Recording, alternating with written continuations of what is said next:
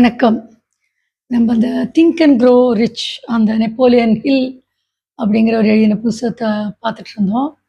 So அவர பொறுத்தவரை 13 steps.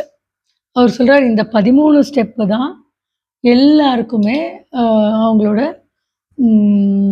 வாழ்க்கையில வெற்றியும், அ பெரிய சம்பாத்தியத்த அவங்களுக்கு கொண்டு வர போகுது அப்படின்னு சொல்றாரு. ஸோ இந்த 13 ஸ்டெப் என்னங்கிறது ஒன்னொன்னா பார்க்க போறோம் விரிவான்னு சொல்லிட்டு இருந்தோம் இல்லையா? முதல் ஸ்டெப் வந்து இவர் என்ன சொல்றாருன்னா, என் வாழ்க்கையிலேயே நான் இத வந்து நடக்கிறத பார்த்தேன்.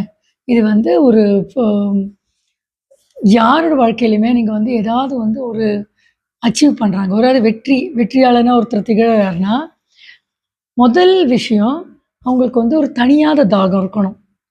எந்த விஷயம் எடுத்துக்கிட்டாலும் இந்த தணியாத தாகம், டிசையர்ன்னு இங்கிலீஷ்ல சொல்றாங்க இல்லைங்களா? அந்த ஒரு ஒரு அது ஒரு கனல் மாரி எரியணும் நம்மளுக்குள்ள. அப்படியே கனன்று இருந்திருக்கணும் நெருப்பு மாரி. அந்த ஆசை, பெரிய ஆசை அது. சின்ன ஆசை இல்லாம ஒரு பெரிய ஆசை. அது பத்தி எரியிற ஆசைன்னு வைங்களேன்.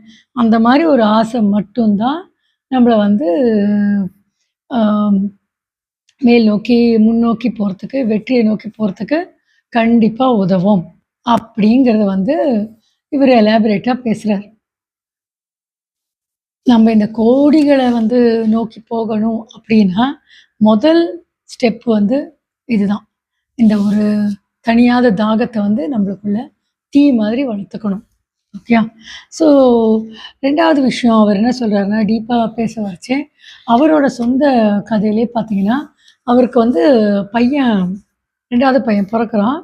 அவருக்கும் அவர் ஒய்ஃப்க்கும் கொஞ்சம் பயங்கர ஷாக். ஏன்னா குழந்தைக்கு வந்து காதுகளே இல்ல. 2 காதுமே இல்லாம பொறக்குறான். அப்போ டாக்டர்ஸ் சொல்றாங்க, கை விட்டுடுறாங்க. இது வந்து இவனுக்கு வந்து கண்டிப்பா பேசவும் முடியாது, காதும் கேட்க முடியாது அப்படின்னு சொல்லி.